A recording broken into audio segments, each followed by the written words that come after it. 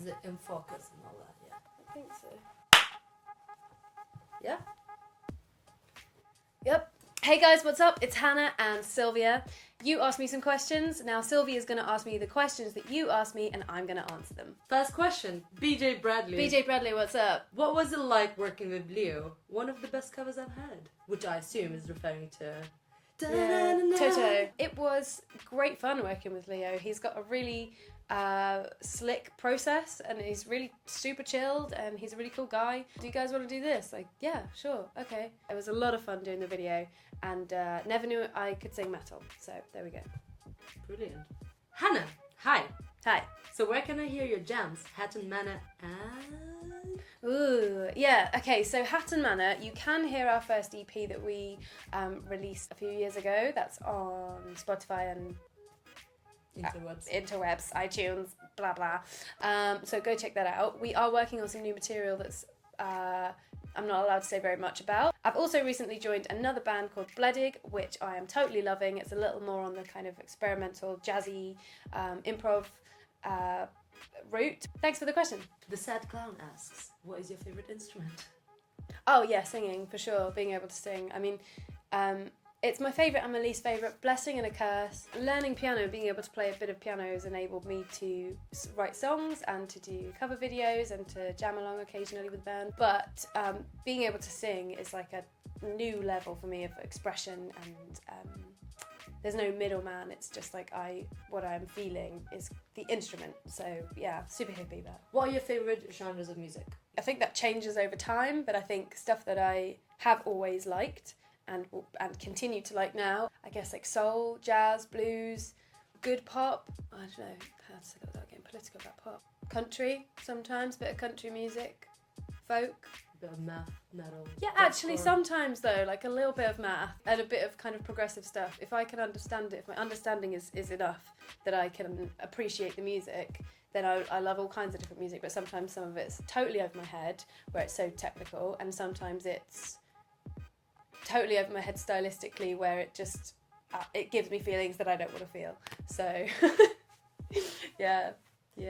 Like Sick, I can totally appreciate what you do and it's awesome and what that band does, but watching them at a festival in the rain and in the mud, I mean, it just was like so anxiety inducing. I had to leave. I'm so sorry, but war on.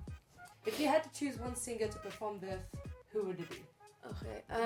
Singer that you like? I've always said that I think my voice would work really well with like a John Mayer voice or a Joey Landreth voice. I don't really get much chance to sing with a lot of people now at the moment, which sounds completely ridiculous, but yeah, so I'm doing more collaborations coming soon. Yeah, I mean, I love to sing with anybody who's got some feel in their voice, I guess. Hannah? Yeah. Why don't you sing for Tosca? Why? Yeah. I want to know that. Yeah, why don't I sing for Tosca? I just don't feel the pull to do that, and I think they feel the same. I think it works really, really well instrumentally. I'd love to sing to Tosca's music, to sing to it, but not necessarily for a record or to be part of the band or anything like that. Crap answer, isn't it? No. My voice probably is better suited to different types of music. They're doing their thing, I'm doing my thing. Yeah. Hey, Hannah, which artists or bands influence you the most? Tough questions. Early years, Eva Cassidy, Queen, Michael Jackson, Katie Melua, Norah Jones, John Mayer, ELO, Eagles, Beverly Craven, Tracy Chapman. I pretty much just listened to what was on my parents' shelves. I didn't really have an idea of like I can go out and find new music. I just had this like, oh, this is what's available to me, I'll listen to that. Kimbra has been a massive influence actually to me over the years. If you don't know who Kimbra is, also, you know, have you been hiding under a rock? Go and check her stuff out. She's super, super cool. So expressive. Would love to meet her one day and talk about singing and nerd out. This is a question for me. What's your latest musical obsession / find? Latest. Manchester Orchestra are very cool. I'm really enjoying them. What was your vocal range when you began singing and what it is now, not including falsetto? I think my range has changed over the years. It kind of, you'll find, if you're a singer, you'll know that your range isn't necessarily the same from day to day anyway, because your voice is part of your body and your body is the instrument, in the same way that if you were a runner, you'd have days that are better or not so good or whatever. Same with your voice and with range, I think. When I first started singing, or for a long time in my early years of singing, I should say, I was told that I was a mezzo, singing classically. I only used sort of like this area of my voice, and then I had a teacher later on who said, no, you're not mezzo, you're a soprano. Classical kind of world, there are set pieces, sort of for sopranos, for mezzos. You tend to keep most things in the same key, though that is not gospel for everything. So I kind of used this part of my voice for a long time, and then I used exclusively this part of my voice for a long time and missed out on quite a lot of what else was kind of going on around that. And that's the trouble with sometimes with the classical industry, is that you'll get put into this box, baritone, soprano, bass, whatever. I think I have access to my top notes in a much chunkier way now, with a lot more strength than I did years ago. My voice has changed a lot over the years anyway, I think, and picked up different techniques along the way. It's always evolving, it's always changing. It'll get better and then it'll get worse, and then it'll get better and then it'll get worse, and then I'll be ill for weeks. How did you meet Bia? At university. Like we did too. Yeah, we did too. Oh, we met first actually. Yeah. Greetings from Russia. Oh, hello Russia. Spasiba. Spasiba. What's that? Thank you from Russian. Are you sure? Yeah. Spasiba. Oh, this is interesting. Q&A. Hey Hannah, I'm currently studying at the ACM, and I was just wondering how you found transitioning from university to your career. Do you know which aspects of music you wanted to have a job in, and was it an easy transition? Thanks. First of all, cool. We're kind of like, bros, ACM bros. If I was giving myself advice, I'm basically going to be a hypocrite and go against some of the things that I did. Essentially what I did, I finished at ACM, moved down to Brighton with about 10 people, kind of our community of people just went, well, yeah, it's there all London, let's go to Brighton, it seems chill, we love it here, it's great. And I got totally stuck into my 9-to-5, into my day job, working retail, and taking on more and more responsibility. It took up all of my time. I didn't put anywhere near as much into my own stuff as I could have done. And I would give you the advice: be as self-sufficient as possible. Do things that you want to do. The more you put in now, the more you'll benefit from it later. Get started on YouTube, start making some videos and show people what you're all about, because the internet is your portfolio. And then in terms of transitioning into career, it totally depends what you want to do, whether you want to do session work, whether you want to be an artist, an engineer. Get yourself into a great community of people, make friends who are working hard, and don't be scared to take risks. Would you try 432 Hz tuning instead of 440?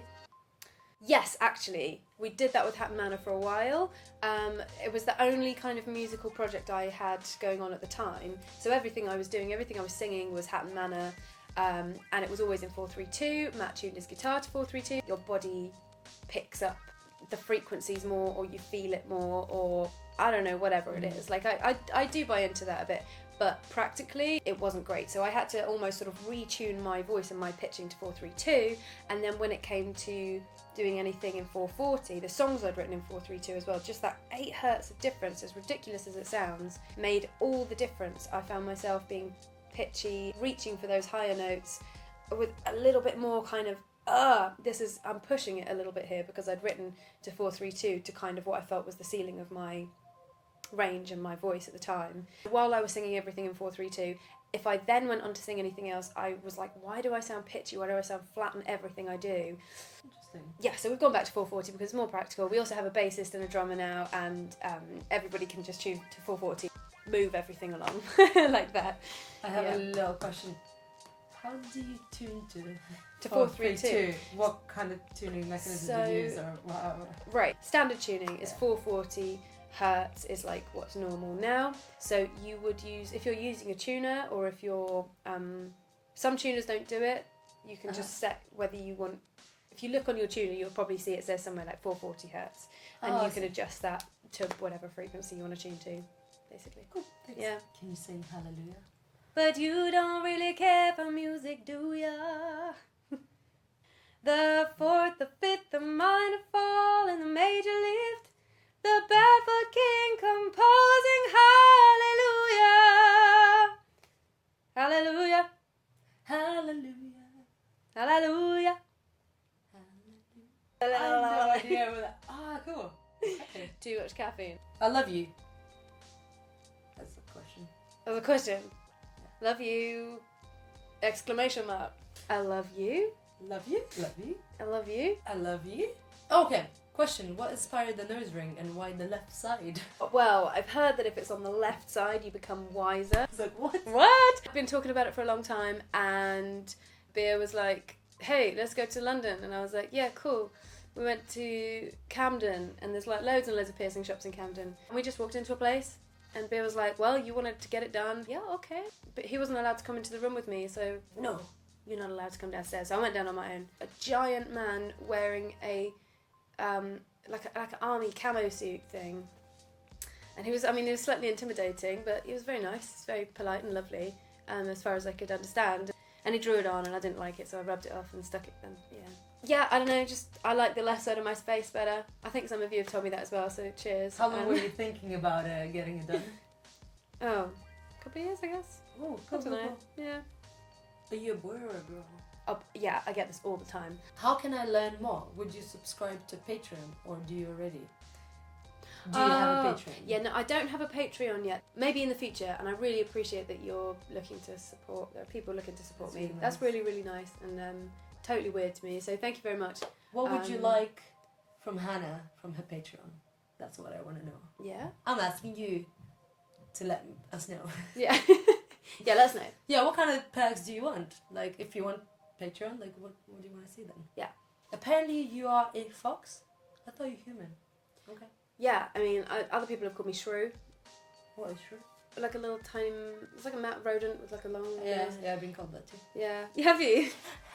I've answered some of your YouTube questions with the help of Silvia. Thank you very much for providing the questions, and thank you very much for asking them, Silvia. Well, thank you very much for asking me to be in your video, and ask your questions for asking, but asking questions ask. No problem. I'm glad I asked. Pleasure. See you later, alligator.